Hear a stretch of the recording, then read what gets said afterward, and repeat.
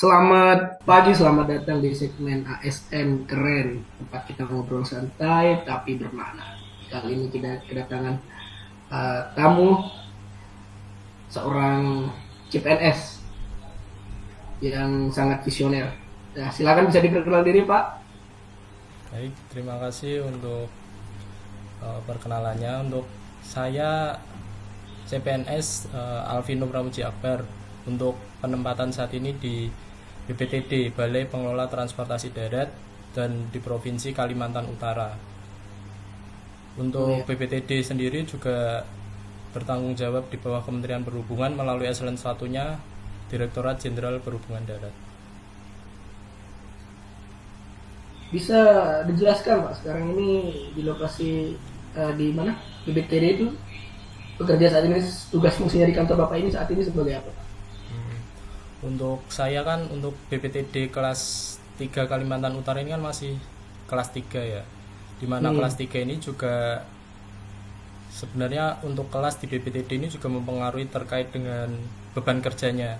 Untuk di Kalimantan Utara ini juga beban kerjanya masih tergolong ringan. Apalagi kantor BPTD di Kalimantan Utara ini baru baru berdiri Agustus 2023. Jadi belum genap 2 tahun kantor ini berdiri, jadi masih masih berkembang lah, masih merintis. Untuk pengelolaannya juga belum terlalu berat seperti terminal tipe A, jembatan timbang yang dikelola secara nasional itu juga belum ada.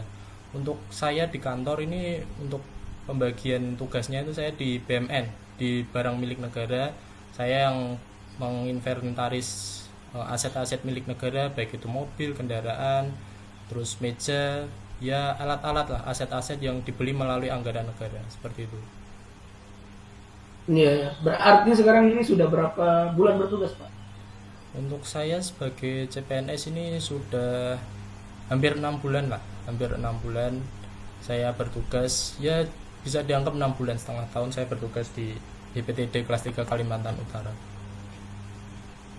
Hmm, pernah dengar ini, Pak, istilah ASN berakhlak? Sebelumnya pernah dengar nggak istilah itu? Untuk ASN berakhlak ini kan emang nilai wajib yang harus dipahami oleh ASN ya. Jadi ya mau nggak mau saya harus belajar, dan itu udah dari dulu saya udah dari awal CPNS ini udah dikenalkan terkait dengan ASN berakhlak ini. Ya, ya. Bagaimana selama berkantor di BPTD di sana itu implementasinya ASN berakhlak itu sudah diterapkan semua atau belum itu, Pak? Untuk penerapan ASN berakhlak ini kan sejatinya itu kan penilaian atau penerapannya itu kan secara individu ya.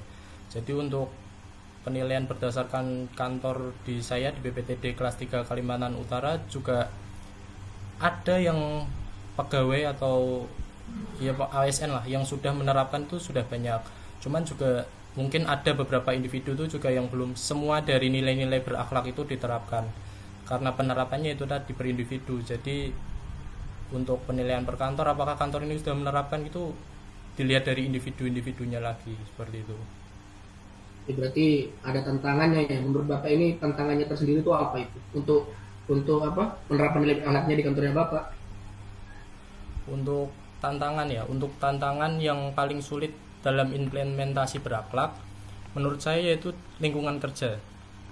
Lingkungan kerja yang toksik atau yang tidak mendukung itu akan sedikit banyak berpengaruh terhadap individu ASN tersebut. Kita ambil contoh misalnya di nilai berakhlak kompeten. Ketika seorang ASN ingin belajar, ingin menambah kemampuan dirinya, akan tetapi lingkungan kerjanya atau teman-teman di kanan kirinya itu tidak mendukung, kita mau belajar, kita sedang membaca buku atau melihat video di YouTube, kan tetapi malah samping kanan kirinya mungkin sedang bercanda atau malah mengajak main game, itu kan juga akan mengganggu kita. Jadi untuk tantangannya itu kita juga harus menciptakan lingkungan kerja yang kondusif, lingkungan kerja yang mendukung kita untuk menerapkan, mengamalkan nilai berakhlak ini. Mungkin ini bisa apa ya, poin ini bisa dipegang di pimpinan, jadi pimpinan nanti bisa mengarahkan untuk bawahan-bawahannya untuk menciptakan lingkungan kerja yang kondusif, bisa dengan mungkin nanti dikasih waktu refreshing, jadi bisa bisa bermain di situ, untuk saat kerja ya bekerja, seperti itu. Betul ya, betul. Saya sangat setuju dengan pendapat Bapak Alvin ini. Terus kemudian kita kan tahu nih, Pak, sekarang kita ada di masa transisi ke efisiensi. Dan begitu. Ada nggak waktu pelaksanaan ini kan selama 6 bulan ini kan sudah efisiensi, ada nggak ya pengaruh efisiensi terhadap penerapan nilai berakhlak di tempat kantor Bapak? Untuk efisiensi ini ya, tentunya sedikit banyak juga berdampak sih. Cuman tetapi kembali ke bagaimana kita menyikapinya. Nilai kompeten, nilai adaptif, sama nilai kolaboratif. Mungkin ini nilai yang sangat signifikan terdampak dengan adanya efisiensi ini. Nilai kompeten, diklat-diklat pasti akan berkurang dengan efisiensi ini karena anggaran dari pemerintah dikurangin seperti itu. Anggaran untuk membeli software atau hardware juga berkurang sehingga kita belajar itu juga tidak bisa selancar dengan dulu. Misalnya kita butuh software apa, kita butuh perangkat apa, kita tinggal bisa meminta. Cuman sekarang harus ingat dengan efisiensi, jadi kita harus menyikapinya mungkin dengan belajar online atau belajar dengan mentor dari senior-senior yang sudah berpengalaman seperti itu. Kemudian untuk nilai adaptif, di sini poinnya dengan anggaran yang berkurang kita tetap dituntut memberikan pelayanan yang maksimal. Itulah dedikasi si ASN yang harus tetap ditegakkan. Kemudian nilai kolaboratif, efisiensi kan juga erat hubungannya dengan WFH sama WFO atau WFA itu yang anywhere itu kan juga kita dipaksa untuk bekerja di beda-beda lokasi, padahal kita harus bekerja sama, yang awalnya di kantor bersama-sama harus dibeda-bedakan secara lokasi. Itu juga sedikit banyak akan terdampak. Cuman ya bagaimana kita menyikapinya, walaupun berbeda-beda tempat, cuman kan teknologi juga sudah semakin canggih, bisa dengan WhatsApp group atau apa mungkin bisa seperti itu. Ya contohnya kita ini lagi Zoom ya, menggunakan Zoom, betul. Ya seperti itu. Terus yang terakhir nih Pak Alvin, untuk pesan terhadap ASN atau CPNS lain agar tetap mengamalkan nilai berakhlak, untuk stay on nilai berakhlak itu bagaimana itu pesannya? Oh ya, untuk zaman sekarang ini kan sudah banyak masyarakat yang menginginkan menjadi seorang ASN ya malahan ya. Akan tetapi jangan setelah menjadi ASN itu kita merasa tujuan kita tuh udah selesai, kita udah ada di ASN ya udah selesai. Justru menjadi ASN merupakan tugas negara untuk melayani masyarakat. Apapun yang kita lakukan, yang kita ucapkan itu akan menjadi sorotan bagi masyarakat. Oleh karena itu, nilai berakhlak penting untuk implementasi sebagai acuan kita dalam melayani masyarakat sehingga tidak terjadi kesalahan, terus tujuannya tetap tepat sasaran.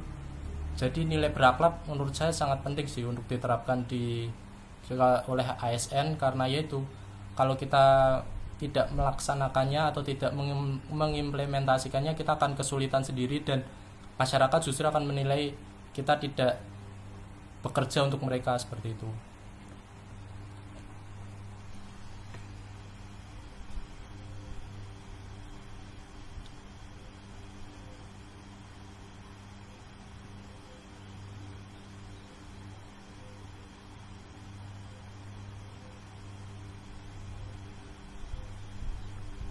Jadi intinya untuk teman-teman kita mungkin yang CPNS di sana harus stay tetap pada berakhlak, gak usah terbawa arus. Mungkin ada lingkungan-lingkungan yang